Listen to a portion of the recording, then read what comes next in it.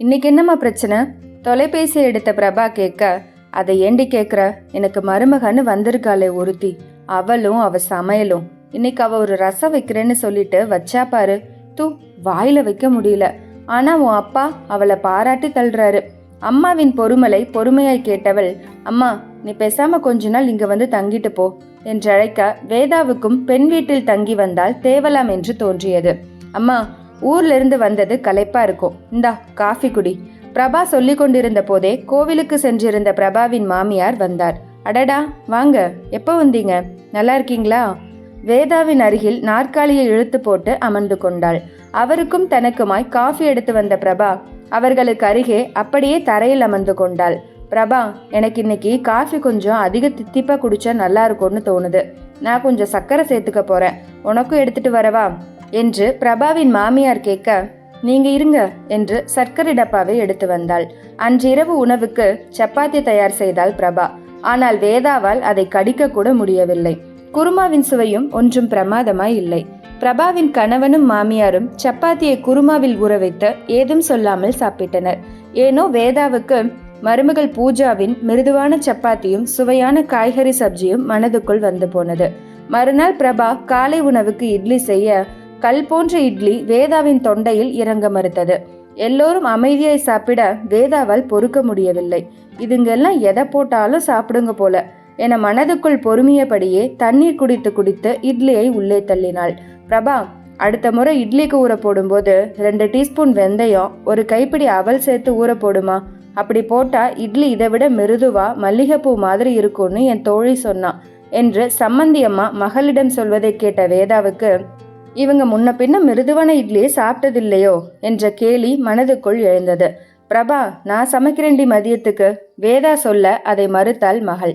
வேணாமா, நான் சமைச்சாதான் அவருக்கும் அத்தைக்கும் பிடிக்கும் என்றாள். இதை கேட்டு வேதாவுக்கு சிரிப்பதா அழுவதா என்று புரியவில்லை.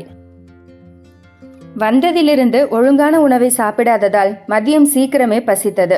பிரபாவின் சமையலை சாப்பிட வேண்டும் என்று நினைத்த போதே மனதில் லேசான பயமும் வந்தது. எதிர்பார்த்த மாதிரியே ஒன்றில் கூட உப்போ காரமோ இல்லை. சமையல் இன்னைக்கு நல்லா அமைஞ்சு போச்சு பிரபா, அம்மா வந்திருக்காங்கன்னு நீ ரொம்ப சிரத்தை எடுத்து சமைச்சிருக்க என்றார் மாமியார். என்ன, இந்த வெண்டைக்காய் பொரியலில் ஒரு துளி காரம் இருந்தா அருமையோ அருமை, ரசத்துல கொஞ்சம் உப்பு சேர்த்துக்கிட்டா இன்னும் ஜோரா இருக்கும். தன் மகளின் கேவலமான சமையலை பாராட்டும் சம்மந்தி அம்மாவை ஒரு மாதிரி பார்த்தாள் வேதா. ஏங்க, நான் சொல்றது சரிதானே என்று பிரபாவின் மாமியார் இவரையும் கேட்க, வேறு வழியின்றி பலியாடு போல தலையாட்டி வைத்தாள். இங்கேயே இன்னும் 2 நாட்கள் இருந்தால் பசியில் செத்தே போய் விடுவோம் என்று தோன்ற, மறுநாள் விடிந்ததும் விடியாததுமாய் ஊருக்கு போயே தீர வேண்டும் என்று நின்றார் அம்மா. ஆனால் மகளும் அவள் மாமியாரும் காலையில் கண்டிப்பா சாப்பிட்டு விட்டுதான் போக வேண்டும் என்று பிடிவாதம் பிடிக்க, ஐயோ இது என்ன கொடுமை என்று எண்ணிக்கொண்டே சாப்பிடாமண்டாள். அருமையான மசால் தோசையும் கொத்தமல்லி சட்னியும் பரிமாறினாள் மகள். தோசையை சுவைத்தவர் புரியாமல் மகளை பார்க்க, இவ்வளோ நல்லா சமைக்க தெரிந்த நீ ஏன் 2 நாளா அவ்வளோ கேவலமா செய்தன்னு கேட்க நினைக்கிறல்ல. பிரபாவே அவர் மனதை படித்தவள் போல கேட்டாள். ஆமாம் என்று வேதா தலையாட்ட, எல்லாம் காரணமாத்தான். நீ எனக்கு செல்லம் கொடுத்து கல்யாணம் வரை சமையலறை பக்கமே விடல. கல்யாணம் ஆகி வந்த புதுசுல நான் இப்படித்தான் சுவையே இல்லாம சமைப்பேன். ஆனா என் மாமியார் என்னையோ இல்ல உன்னையோ ஒரு வார்த்தை குறை சொன்னதில்லை தெரியுமா. இங்க என் சமையல் நல்லா இல்லைனாலும் என் மாமியார் என்னை பாராட்டியே அதில் உள்ள குறை என்னன்னு சொல்லிடுவாங்க. நீ வந்த அன்னைக்கு அவங்களுக்கு காஃபியில கொஞ்சம் கூட நான் சர்க்கரை போடலை.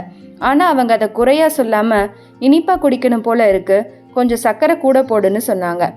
அதே மாதிரி சப்பாத்தி பண்ணின போதும் நான் சாப்பிடும்போது எனக்கே அதில் உள்ள குறை தெரிஞ்சு சரி செய்துப்பேன்னு எதுவும் சொல்லாம குருமா ஊற்றி ஊற வச்சு சாப்பிட்டாங்க. நேற்று காலையில் இட்லி எப்படி இருந்ததுன்னு உனக்கே தெரியும். அதை பற்றியும் பிரச்சனை எதுவும் செய்யாமல் மல்லிகைப்பூ இட்லி செய்ய டிப்ஸ் சொன்னாங்க. எதையும் நம்ம சொல்கிற விதத்தில் சொன்னால் அது கேட்குறவங்க மனசை கஷ்டப்படுத்தாது. மகள் தன்னை குத்தி காட்டுகிறாளோ என்று ஒரு கணம் தோன்றியது. அதை ஏன் இப்போ என்கிட்ட சொல்கிற? அம்மா, என்கிட்ட கோச்சுக்காத. நீ பூஜா கிட்ட செய்கிற மாதிரி என் மாமியார் என்கிட்ட குறை காண ஆரம்பிச்சிருந்தாங்கன்னா என்னால் இங்கே இவ்வளோ சந்தோஷமாக வாழ முடியுமா?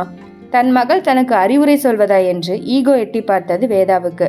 சரிடி பிரபா, உன் மாமியார் மாதிரி எனக்கு பக்குவமாக பேச தெரியாது.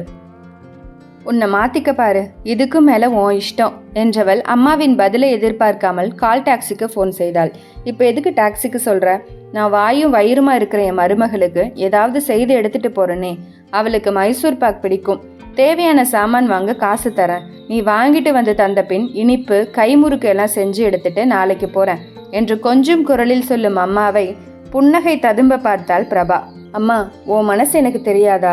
நீ ஏதோ குழப்பத்துல இருந்த, அதான் அப்படி பூஜா கிட்ட நடந்துக்கிட்ட. நீ மனசு மாறி இப்படி ஏதாவது சொல்லுவேன்னு தெரிஞ்சுதான் நானே எல்லாம் ரெடி பண்ணி வச்சிருக்கேன். பிரபா சொல்ல முகத்தில் கிண்டல் வழிய, அச்சோ நீ பண்ணுனதா?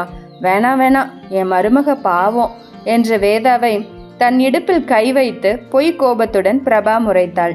மகளின் முகபாவத்தை பார்த்த வேதாவிற்கு சிரிப்பு பொங்கியது. அதே சந்தோஷம் அவள் வீட்டிலும் இனி தொடரும்.